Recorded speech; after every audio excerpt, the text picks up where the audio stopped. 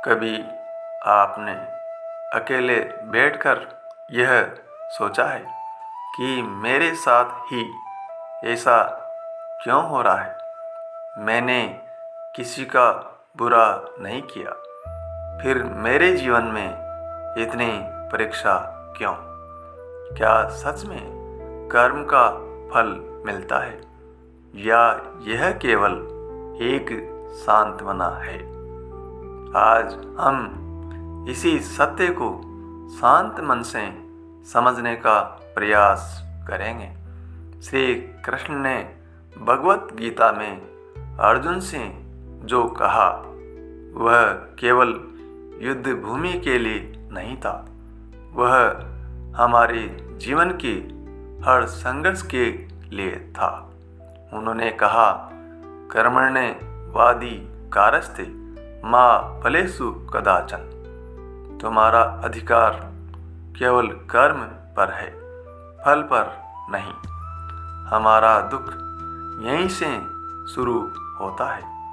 हम कर्म कम करते हैं, फल की चिंता अधिक करते हैं। हम सेवा करते हैं पर बदले में सम्मान चाहते हैं। हम प्रेम करते हैं पर बदले में वही प्रेम अपेक्षित रखते हैं। और जब वैसा नहीं होता तो मन में पीड़ा जन्म लेती है।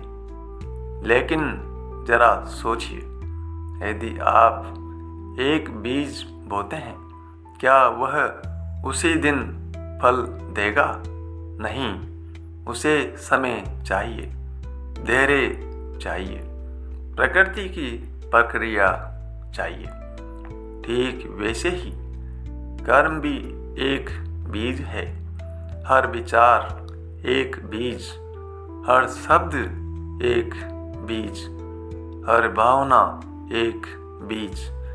और प्रकृति अत्यंत न्याय प्रिय है, वह कुछ भी भूलती नहीं। कभी कभी हम कहते हैं, मैं तो अच्छा हूँ, फिर मेरे साथ अन्याय क्यों? लेकिन क्या हम केवल इस जन्म को जानते हैं?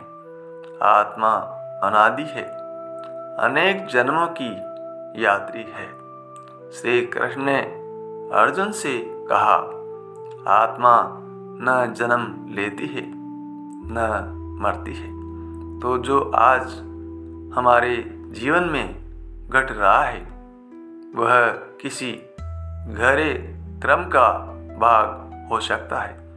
यह सुनकर मन को थोड़ी शांति मिलती है। लेकिन एक प्रश्न फिर भी उठता है, क्या सब पहले से तय है? यदि सब कर्मों का परिणाम है तो फिर मैं क्या कर सकता हूँ? यही सबसे सुंदर सत्य है।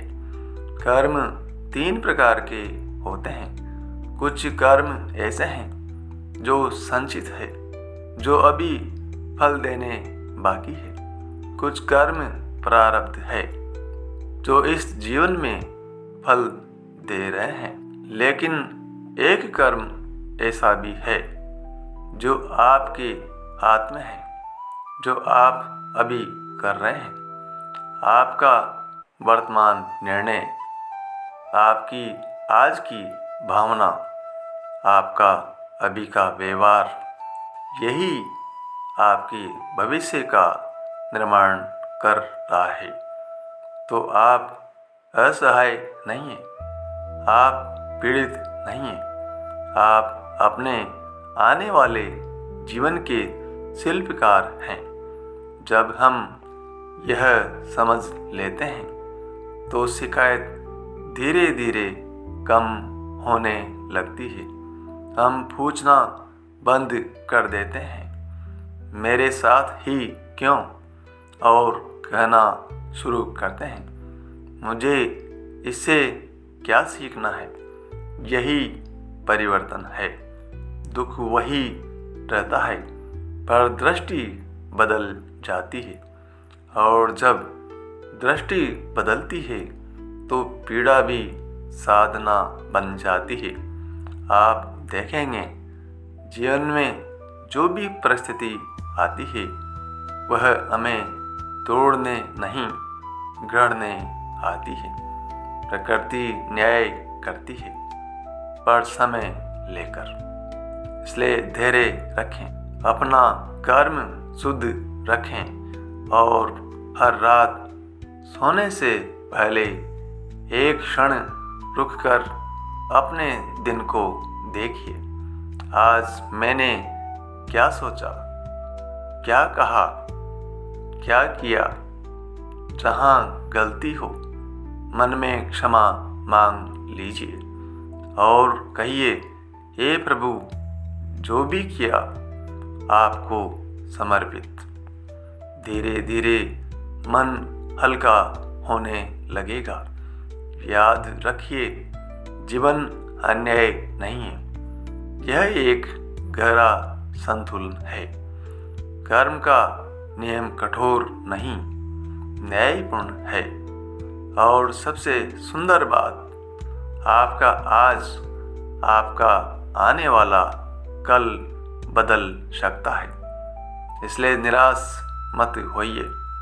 कर्म की भूमि पर धैर्य का बीज बोइए, विश्वास का जल दीजिए और समय आने पर फल अवश्य मिलेगा। यदि आज की यह वाणी आपके मन को छू गई हो तो मन ही मन एक संकल्प लीजिए, मैं अपने कर्मों को शुद्ध रखूंगा, मैं शिकायत नहीं साधना चुनूंगा। जय श्री कृष्ण।